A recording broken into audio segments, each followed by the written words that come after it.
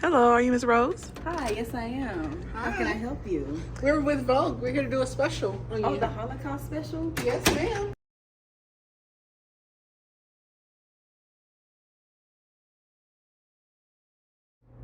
I believe it happened in 1939, September 12th, 1939. It was when Daedric was an official over Berlin. I lived in Berlin, Germany, by the way. And Hitler wanted to wipe our people out.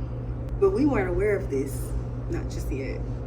I forgot how old it was, how old I was, I'm sorry. But all I know is they was banging down on my door and they arrested me, my sister, my brother, and my parents and drove us off to here. The name of the camp was some German name, but it started with an M and ended with a Z or something. But I just know it was right here. Right there is when the trouble happened. Right outside of where I live, about 6 miles up the street, you know.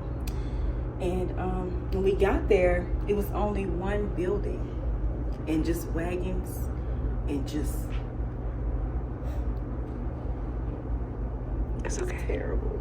So it wasn't just my family. It was like 600 other people with us, right? And they lined us all up in a straight line, stripped us of our clothes, and shaved our heads. By the way, we were guarded by criminal police who had like big guns and big security guards, security dogs, sorry. And they were just ruthless towards us. And our living conditions were horrible. I had to sleep under wagons, in wagons, with just a towel and a rag to keep warm. If I was hungry, I couldn't get no food. I had to go all the way to Marvin's, right? If we wanted to get food, our rations were very small. We had a ration card. The ration card had my middle finger, my right middle finger, fingerprint on the card, and a Z to stand for Ziegler, which meant gypsy in German. I always overheard the soldiers talking bad about us. They said we were racially inferior to them. We were slow, asocial. We weren't worth anything to them, and they treated us as such. How did you get here? Well, it all started. We was lined up again. We had like a lot more people now. Like it was at least like 2,000 people in the camp. So I'm lined up. I'm number 8 in the line, by the way. We had to get tattoos on our forearm so they could count us off, and if anybody escaped, we was all in big trouble, right? So I'm number 8 and they pick me. I'm thinking this is just a regular count off. They say, you come forward. I said, me? They said, yes, you come forward.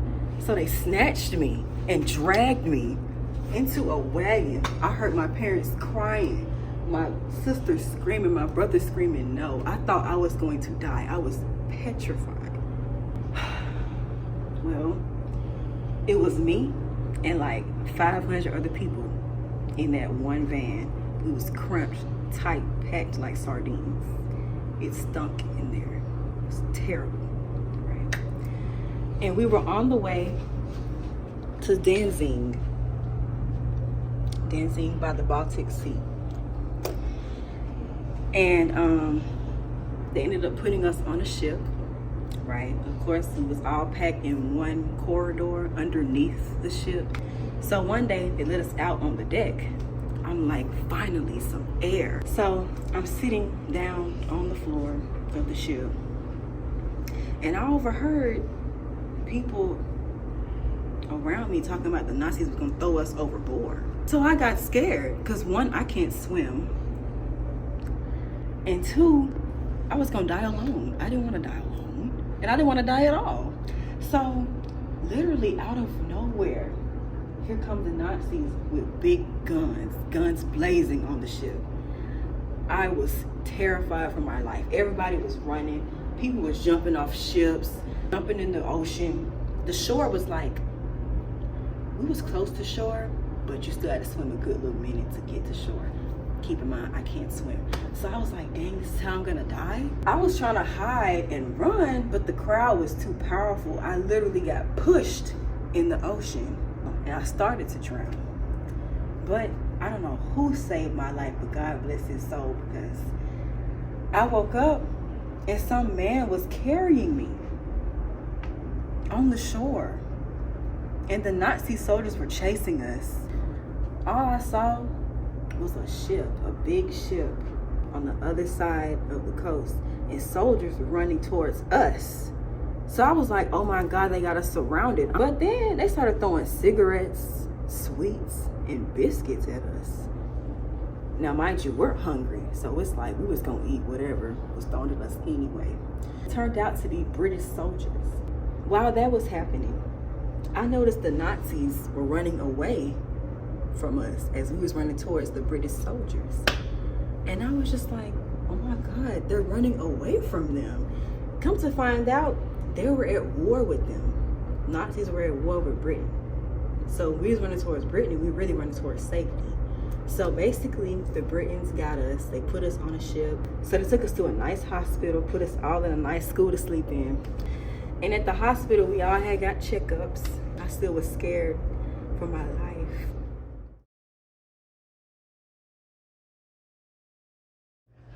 My name is Agatha Arnold, and I'm here to tell my story. I was born April 5th, 1928 in Frankfurt, Germany. Dealing with autism and the losing of hearing in my left ear, I had a hard life. 2 weeks before Poland was invaded, members of the Reich Committee had midwives and doctors fill out questionnaires that identified children born with disabilities and mental illnesses. The committee was full of physicians to prepare for the murder of mentally and disabled children. This agenda that Hitler had was kept away from the public. The committee used the information from the questionnaires to determine which children would be allowed to live. Around this time, before the invasion, my parents admitted me to the hospital for severe stomach pains, not knowing that being admitted to the hospital would change our lives forever. The doctor came into the room to ask questions before assessing me, but most of his questions asked and dealt with, did I have any type of disabilities and illnesses?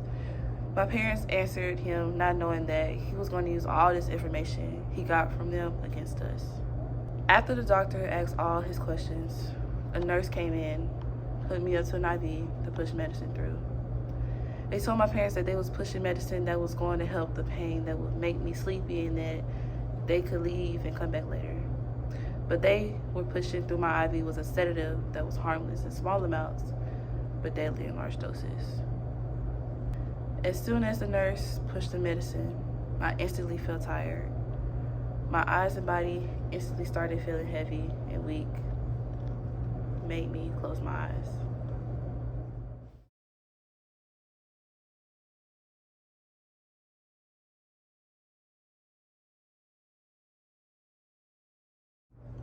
My name is Ben Meyer. Meyer meaning landlord, or self-employed farmer. Meyer being a very powerful name passed down through great generations of my family. And growing up, like, we was always taught to, not really like the Jews, just make sure they're worthless beneath the ground, make sure they're not up as to our level. So in 1933, I just turned 13, and I'm still trying, find myself, just figure out who I was. And I came around the Maya Kif. It was Hitler's, his great book, and I read it, and he just had everything I knew I wanted to be. He had guts, pride, attitude, something I never had. After being in the Army for a while, I ended up, looking around, just seeing people like me, just being infatuated with the book. It was a certain point I started a club. Just wanted to see people like me, just seeing people just being inspired by the Kif. Years later, I turned 21. I ended up getting transported to Sobibor, a concentration camp that was in Poland. And so just walking around and just seeing the Jews, just seeing their lives diminished, their hopes, their livelihood, everything that they all stood for was crushed. I started to see things that I didn't like. Jews just getting beaten for no reason, working in enslavement, just working non-hours, just being demoralized, just being dehumanized. And that was something I guess I didn't like. And for so long, I was always taught that these were the people that should be below. They stole our land. But now I see that they're just like me. That's when I knew that something needed to be done. A change needed to happen. I knew that the people around me wasn't gonna support me, wasn't gonna help me. I overheard them talking about a revolution, a riot, just to stir up something. So I started off. I broke one of them free. I set the alarm off, and what I knew what came from just in a matter of seconds was something I don't know if I could describe. It was just people running around. The Jews was fighting back. It was killing the Germans, taking their weapons, being set free. I was in disbelief, but I ended up helping fight back. I killed some of who I call my colleagues, my comrades, even my friends. Sadly enough, I didn't make it to see how the rest of it turned out. I sadly got shot. I do regret how I started, but I don't regret how I finished.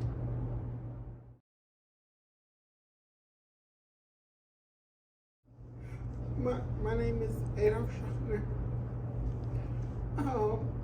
I don't really know which camp I'm in, but I don't want to die.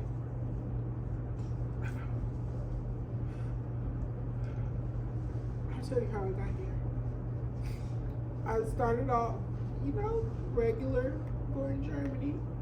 When I was 14, I went into the military. I've been training, but I also have a lot of problems reading, and I can't really stay still, so I was never good in the line. At first, they just demoted me to like kitchen staff, and I was told constantly I'm the waste of an Aryan male because my blonde hair and my blue eyes.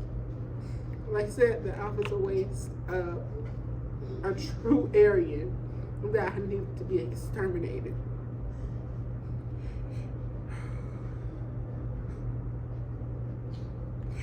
And then one day at the camps, it was at night, and my commanding officer, he burst in the middle of the night, and he claims he saw me and my bunkmate having sex. That's not what we were doing. That's not what we were doing. He wanted to show me his cut on his skin. And he went and told everyone that we were having sex. And next thing I know, I was accosted out of my bed at night. And I was brought here. And I don't want to die. It was a mistake. It was a mistake.